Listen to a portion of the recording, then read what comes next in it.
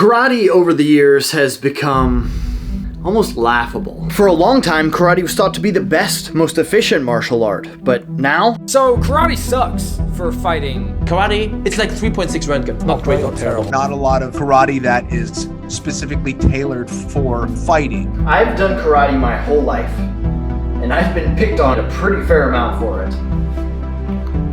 And I don't... Oh, you guys can't see me at all.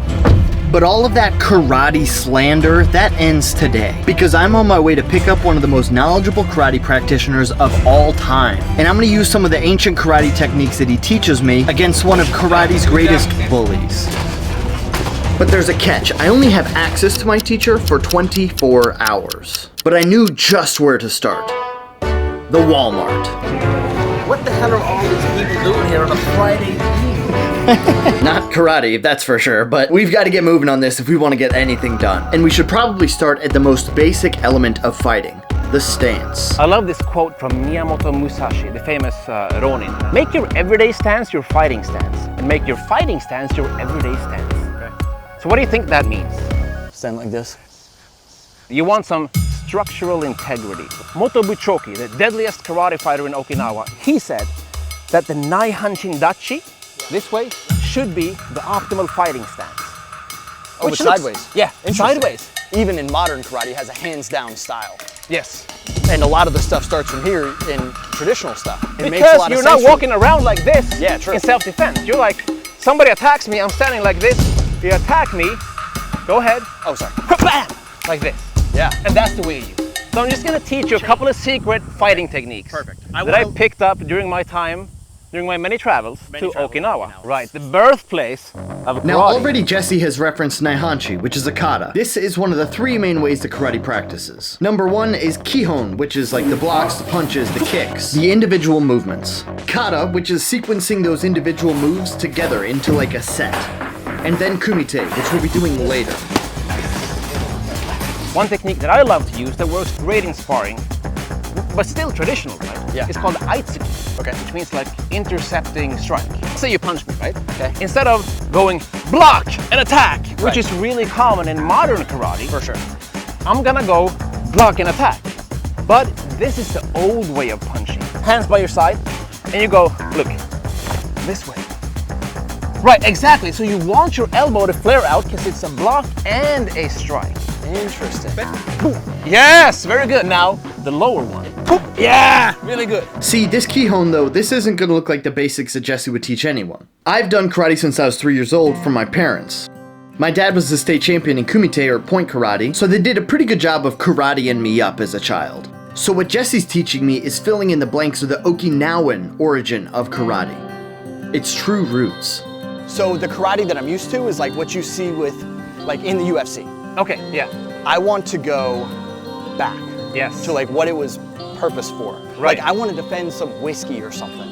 Wait, whiskey? Or booze in general. Okay. Like, that's a thing. I don't get it. What was it? What, booze? Like the security guards used karate Oh, yeah, exactly. to defend the booze. Sake. Awamori, the Okinawan sake. Back in the old days, this used to be an area where they had the distilleries for the sake or booze, which meant that there was a lot of money circulating in these areas, which meant that they had to get karate masters here to protect the trade. So the main difference is karate was used for self-defense. Right. And many of the techniques that you would use in sparring Right. are not the same that you would do in self-defense, right? For example, striking the throat with didn't your really think thumb. about Okay. So this is a technique that we could do. Yeah. It's called boshiken.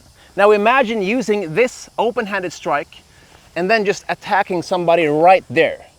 That's not something you want to do in sparring. No. Because they're going to kick you out of the gym. Jesse didn't know this at the time, but I 100% planned on doing this throat gouge move thing. Also, earlier, Jesse surprised me I got you a gift.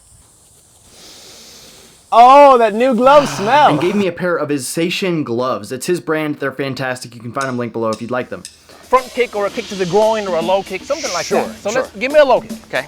I go 1 and then I go 2. Boom. So I'm doing a block and a kick in one continuous motion. And that's why many of the kata, the old forms, have moves that looks like sweeps. But maybe it's not a sweep. Right. It's what we call a suneuke, a shin block. Pop, pop, like that. Jesse and I ended up utilizing every second we had of this Kihon time, which we would have to. We used this time to talk about the hammer fist, the ridge hand. We talked about the hikite, which is the pulling hand that karate uses. We talked about different thumb strikes and options in the clinch. Bam, like that. Okay? And we finished up with this toe point thing, which is frankly terrifying. But instead of using the ball of your foot, you're gonna use the toe on your foot. Okay, you're not gonna use that. There's a story about a famous karate master named Aragaki Ankichi. In 1921, he actually used this kick to kill a wrestler when they were fighting in Tsuji, the red light district in Okinawa. And according to newspapers from that time, he actually kicked the wrestler in the armpit with this exact kick. So don't go for the armpit, or you're gonna end up in jail. I'm not gonna lie to you guys, I don't think I would do well in jail. So we're gonna work on something else. But you're gonna take your opponent down by catching their kick. Okay. We call this a hasami uke. Okay. Sorry, mosquito. Hasame uke mosquito. Okay. Okay, not the mosquito part. Oh. Okay. One. Or other side. Two. 1, 2. Yep. So when I kick, it doesn't matter what height, because you can always catch it, whether it's a low or a high kick. Okay? You're blowing my mind right now. Right. At this point, we're really running out of time. We just finished up our Kihon, but we need to move on to the second piece of karate, which is kata. And the coolest way to practice kata is on the beach. A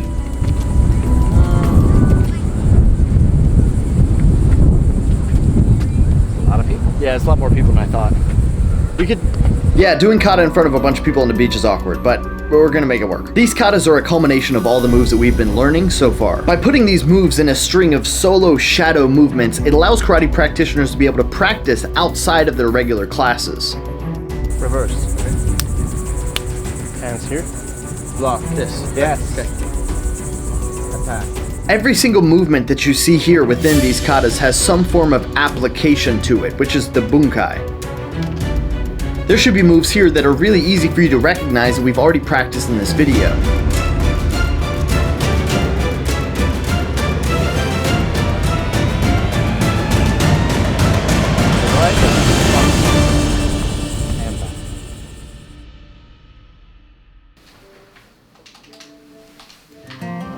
I can't help but feel like somewhere along the way between karate's origin, or even between then and now, we've kind of lost what karate's supposed to be.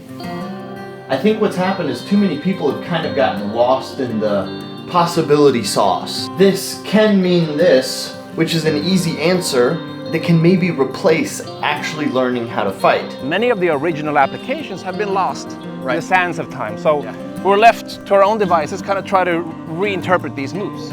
Today, we usually put the cart before the horse. So we first learn the kata, the form, the solo form, and then we have to kind of figure out, or if we're lucky, somebody will teach us the meaning of the moves. But originally, it was the other way around. Kata is exactly what a lot of people don't like about karate. But I think it's because so many people have relied on just kata. I got lucky. My parents have applied this stuff in much more ways than solo drilling, which is important, but a piece of the puzzle. Precision, footwork, all that stuff, this helps with that. But if you don't move fast ever, then it's missing out. In other words, he's kicked me in the head a bunch. I thought it was about to happen again. Okay, so I haven't told you how I'm gonna use this yet. Okay. I'm gonna use it to avenge you. There's somebody I know that pretended to be you. What? But training time is a finite thing, and karate spends way too much of it on nonsense like kata. The old masters of karate beg to disagree. You see, in this video, I want to share one ancient secret from Okinawa, the birthplace of karate, so that you can apply your kata in a real fight. Check it out.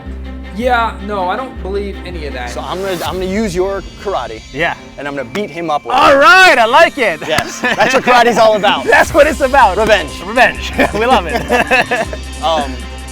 Oh yeah, it's Mike. I know. Oh, okay. I got you. Yeah.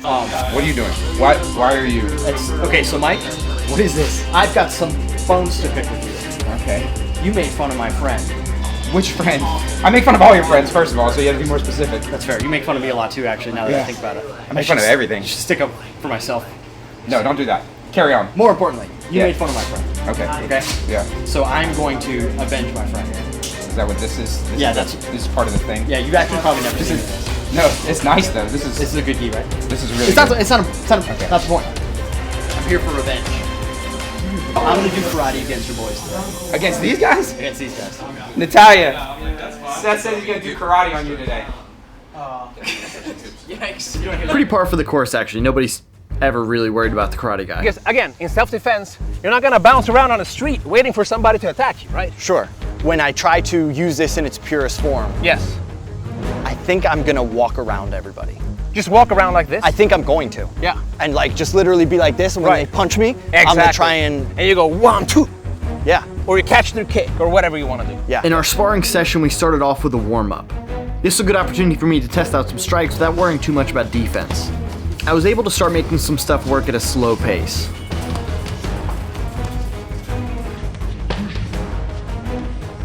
Defensively, I was going to figure out what the heck to do with my hands, but being proactive and sticking to my opponent was working well so far. This blocking sequence that he taught me for roundhouse kicks was going to be something I was going to have to utilize a lot, and luckily it was working. From there we move into a boxing round. Warm up over. Where I have my first run-in with Mike. Oh, it's like the sport of boxing or the martial art of boxing? Right, like which one? Hands only if you're like a kung fu dork or a karate nerd. Again, in these early rounds, the slower pace allowed me to play around with some stuff.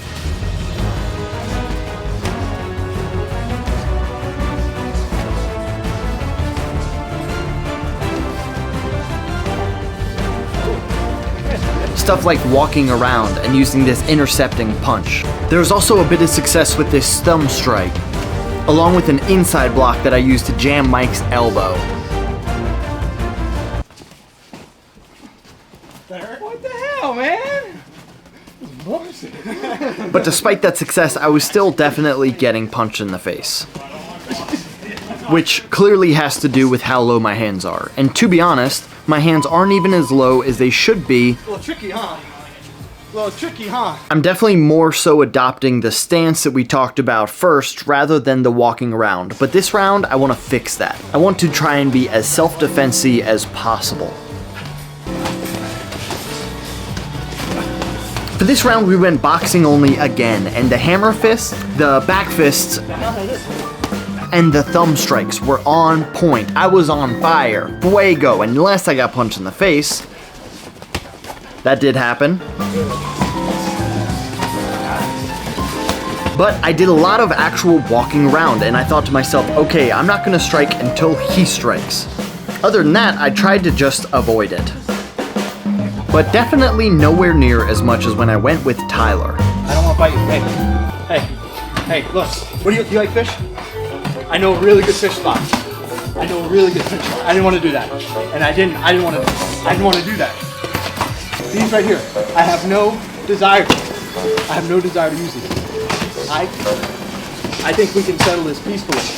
Anyway, I don't know why that guy wants to fight me so bad. You like the way you were dropping your hands and you were doing those quick, snappy punches. I was kind of having a hard time with that. Good news is this approach worked, but now we're entering a point that will be a lot more pressure.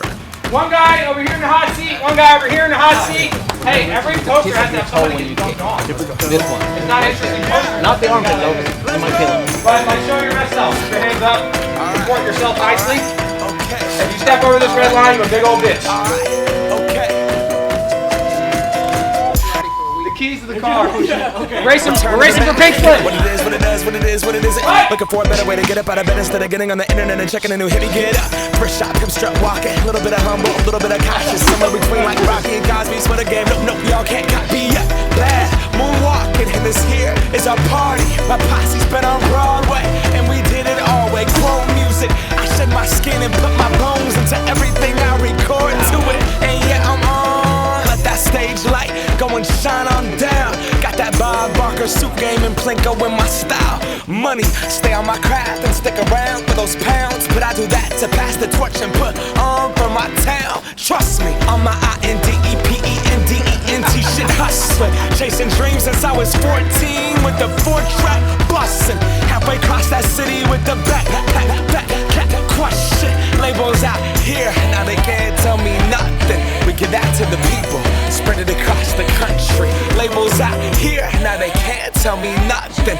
We give it to the people, spread it across the country. Here we go back, this is the moment. Tonight is the night, we'll fight till it's over. So we put our hands up like the ceiling can't hold us. Like the ceiling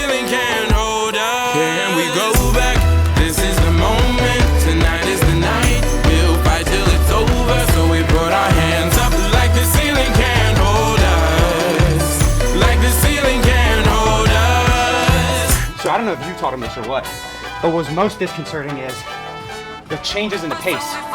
Like it's like nothing. Yes. And then blind me. Yes. Self-defense. Yeah. Looking for a fight. Yeah. If it discourages me, you win. Can we go back? This is the moment. Tonight is the night. We'll fight till it's over. So we put our hands up like the ceiling can't hold us. Like the ceiling can't hold us. Go back. This is the moment. Tonight is the night. We'll fight till it's over. So we put our hands up like the ceiling can't hold us. Like the ceiling can't hold us. The problem is most people never learn this part of how to use it against somebody. Because we put the cart before the horse today. If you taught just those things to somebody without explaining what you were doing, would they know that it was a defense against collar grab and haymaker? Yeah. They would have to guess, well, what could this be? Oh no! It doesn't count! It doesn't count! Stay by the bell! So that's why I say you already know karate without knowing it. Because it's hidden in plain sight.